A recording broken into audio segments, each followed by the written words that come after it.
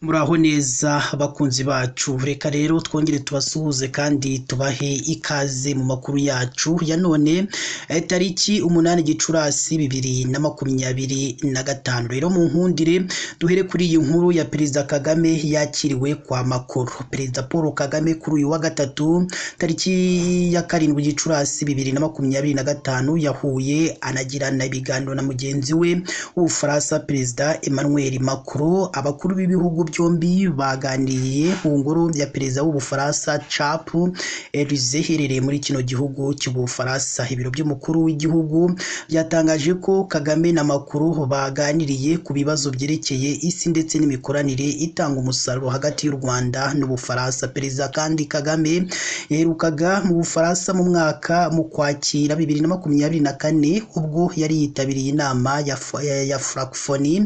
Icyo gihe ntabwo yahuye na Perezida Emmanuel Macron ndetse bagiranye ibiganiro bigaruka ku bibazo by'umutekano muke mu burasirazuba bwa Repubulika Iharanira Demokarasi ya Kongo.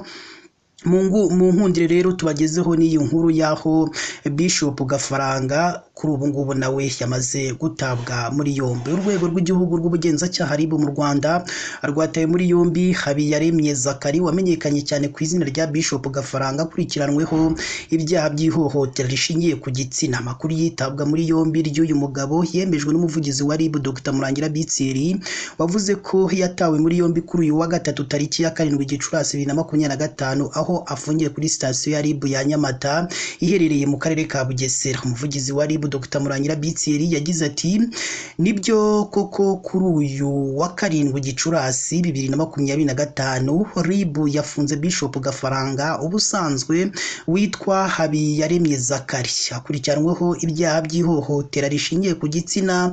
Ubu afungiye kuri RIB sitasiyo ya Nyamata mu gihe iperereza rigikomeje.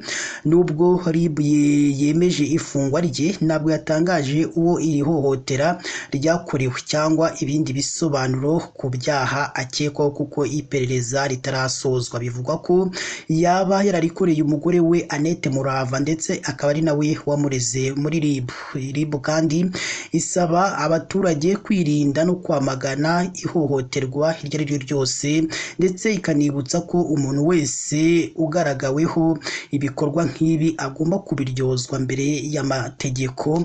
Naho mu karere ka Rubavu umugabo yasanzwe muri loji yashizemo umwuka. Umugabo ukomoka mu karere ka Rwamagana yasanzwe mu nzu icumbikira abantu loji yo mu karere ka Rubavu yapfuye. Ubuyobozi bw'akarere ka Rubavu buvuga ko kuba yari amaze iminsi 2 nawe uzi amakuru ye habayemo uburangare bw'abayikoragamo. Amakuru y'urupfu rw'uyu mugabo witwa Mongo Diodoni yamenyekanye kuri uyu wa gatatu tariki ya 7 Gicurasi umwaka wa 2025 mu masaha ashyira saa 9 zirengaho iminota 30 zo kuri iyi tariki. Iyo nkuru rero yakababaro yabereye mu murenge wa Gisenyi akagari ka Bugoyi ho mu mudugudu w'Isangana. Habereye uru rupfu abaturage bari bashungereye ari benshi ndetse buri wese avuga amakuru ye uko agenda abyumva. Twagerageje gushaka kuvugisha nyiraya macumbi avuga ko amakuru yayahaye RIB kandi ko nta yandi yarenzaho kuko iperereza ryo rigikomeje. Amakuru atangwa n'ubuyobozi bw'iroji avuga ko Mongo yayigezemo tariki ya 30 Mata umwaka wa 2025 ariko kuva tariki ya 5 Gicurasi 2025 batongeye kumubona. Uyu munsi rero bakaba ari bwo bagerageje gufungura urugi basanga ari umurambo cyangwa yashizemo umwuka. Umuyobozi w'akarere ka Rubavu Murindwa Prosper yemereye itangazamakuru avuga ko amakuru y'urupfu rwa Mongo avuga ko yari amaze iminsi 2 abayikoramo batazi amakuru ye. Ati nibyo koko uwo mugabo yasanzwe muri loji yapfuye kandi amakuru yibanze yagaragaje ko yari ayimazemo iminsi aho kuva ku itariki ya 5 aribwo abahakoreraga bamuherukaga. Ariko uyu munsi bafata urundi rufunguzo ngo bakingure barebe ko yagiye atwaye urundi bagasanga yarapfuye. Tubifata nk'uburangare kuba umuntu yamara iyi minsi 2 umucumbikiye utazi amakuru ye bose ari nayo mpamvu iperereza rigikomeje ku cyateye uru rupfu. Ayo niyo magambo yatangajwe n'uyu muyobozi w'akarere ka Rubavu, akomeza avuga ko abacumbikira abantu bakwiriye kujya banabaganiriza bakabumva niba nta bindi bibazo by'uburwayi basanganwe, ndetse bagashyiraho n'izindi ngamba zituma bakurikirana amakuru y'ababagana. Umurambo wa Mongo wahise ujyanwa mu buruhukiro bw'ibitaro bya Gisenyi mu gihe iperereza ku cyateye uru rupfu rigikomeje. Urupfu nk'uru rwaherukaga kubera muri aka karere ka Rubavu tariki ya 4 Kanama umwaka wa 2022 ubwo umugabo w'imyaka 62 yasanzwe mu macumbi y'akabari kitwa Kwetu Bar nawe yashizemo umwuka. Mu nkundire rero tubagezeho n'iyi nkuru yo muri Repubulika Iharanira Demokarasi ya Kongo, aho Nanga cyangwa Colonel Nanga yagize ati abanyekongo bose ni abanyamuryango ba FCM 23.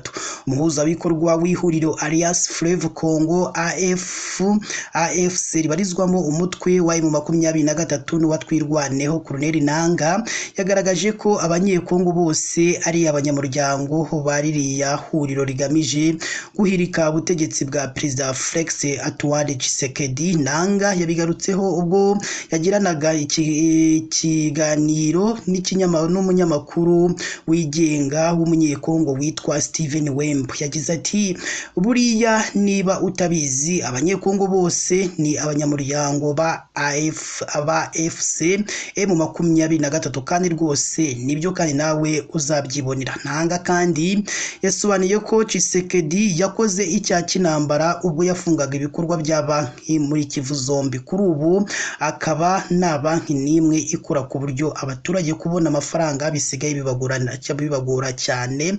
Muri iki kiganiro yabwiye umunyamakuru ko impinduramatwara iracyakomeje, bityo muri iyi minsi nta munyekongo udategereje AFC M23. Uyu mugabo kandi yongeye gushimangira ko umutwe wa M23 ugomba gukomeza urugamba kugeza bageze Kinshasa bagakuraho ubutegetsi bwa Tshisekedi bukomeje kubangamira abaturage b'abanyekongo. Yashimangiye ibi avuga kandi ko kuva Mbujimayi ukagera Irubumbashi za Kisangani, Beni n'ahandi hose hategereje AFC M23 nk'umucunguzi ugomba kubabohora ingoyi y'ubutegetsi bubi bwa Perezida Antoine Felix Tshisekedi.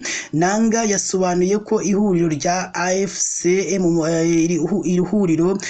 FC ryashoboye kugarura ituze mu mujyi wa Goma ufatwa nk'umurwa umukuru w'intara Kivu y'Amajyaruguru, kandi ko yabikoze mu gihe cy'amezi 3 gusa. Yavuze ko uyu mujyi wari warahungabanye cyane mbere yari amezi 3 ubwo wari urimo abasirikare ba leta ya Kinshasa, ingabo za SADC, abarundi wazalendo, abacashiro bari barayogoje abaturage babica umusubirizo bazira ubusa gusa.